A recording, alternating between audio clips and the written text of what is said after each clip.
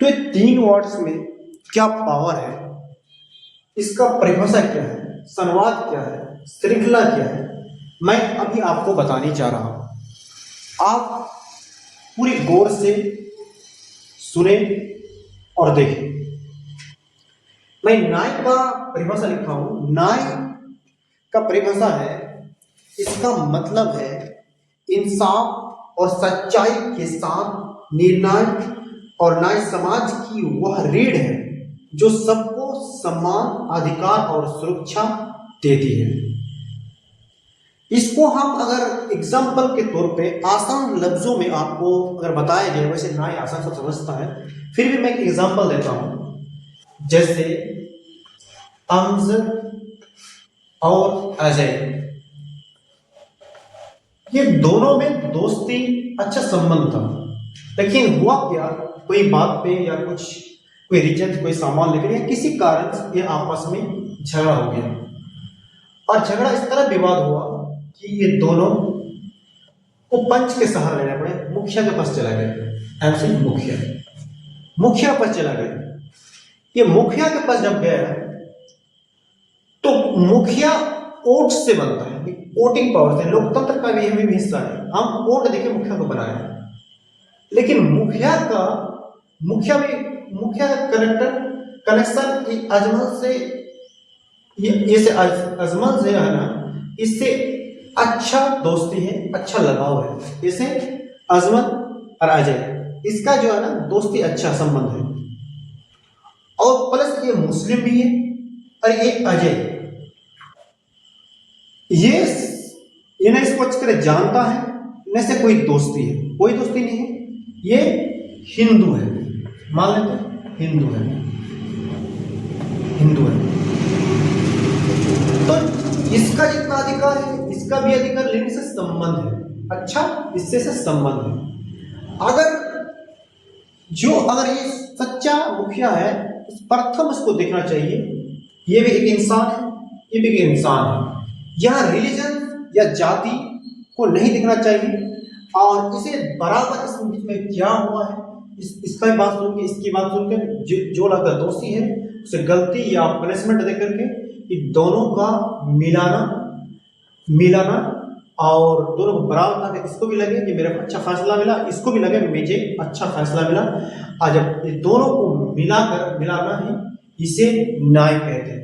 अगर इसी जगह में ये मुस्लिम है, ये हिंदू है, अगर धर्म और जाति देखने लगे तो इसे हम न्याय नहीं कहते, बल्कि अन्याय है। और जब अन्याय होगा समाज में तरह तरह के विवाद फैलेंगे, ये हो न्याय। अब संवाद क्या होता है, सबसे बड़ा पावर है संवाद में। न्याय सुन लिए, संवाद की भी परिभाषा मैं लिख कर रखा हूं। संवाद का मतलब होता है बातचीत, विचारों का आदान या प्रदान। संवाद से ही समाधान निकलते हैं और समाज में समझदारी बढ़ती है। मैं इसे भी एग्जाम्पल के तौर पे आसान लफ्जों में बताना चाहता हूं। जैसे हम पूरे समाज मिलकर के एक स्कूल चला रहे हैं या मदरसा, हम बहुत पुराने हैं, लगभग मान लेते हैं ये 55-56 साल से या 52 साल से, इस तरह से 56-55 साल से इधर चल रहा है। लेकिन धीरे धीरे दौर बदला, तो एजुकेशन को भी हमें नया चीज, जैसे आज ChatGPT, DeepSeek, ये सब नए कंप्यूटर्स, हम इसमें जोड़ना चाहते हैं, ताकि हमारे समाज के बच्चे देश विदेश या हर जगह में अपने नाम रोशन करें। तो ये जो पूरे गांव मिलकर चलाते हैं, तो अकेले तो डिसीजन नहीं ले सकते हैं। तो हमें जैसे मानते हैं 1 आदमी, 2 आदमी, 3 आदमी, 4 आदमी, 5 आदमी, 6 आदमी, इस तरह, और 8 आदमी। ये मेन है, ये आदमी जो है ना, ये मेन है। अब हम मीटिंग बुला ली, पूरी तरह से मीटिंग बुला ली। मीटिंग्स में हम डिसाइड कर रहे हैं, ये अपनी राय दे रहा है, ये अपनी राय दे रहा है, ये अपनी राय दे रहा है, ये अपनी राय दे रहा है, ये अपनी राय इसको दे रहा है। ये सब ने अपनी अपनी डिसीजन रखता है। इसके बाद संवाद के माध्यम से जो कमी है और एक बेहतरीन डिसीजन ले जाता है, और उस डिसीजन को जो पास किया जाता है और डिसीजन के माध्यम से जो निर्णय निकलता है उसे हम संवाद करते हैं। और संवाद के माध्यम से उस समस्या को सॉल्व करते हैं। कहाँ से फंड आएगा, कहाँ से पैसा आएगा, यहीं से सब सॉल्व होते हैं। ऐसे संवाद कहते हैं। संवाद बहुत बड़ी ताकत है। और बात है श्रृंखला। इस श्रृंखला की परिभाषा क्या है? श्रृंखला एक, आप समझ, एक जोड़ है, एक जोड़े काम होता है। जैसे मैं इसका एग्जांपल बताता हूँ, परिभाषा बताने लंबी वीडियो बन जाते हैं। इस श्रृंखला एक प्रकार जोड़ है। श्रृंखला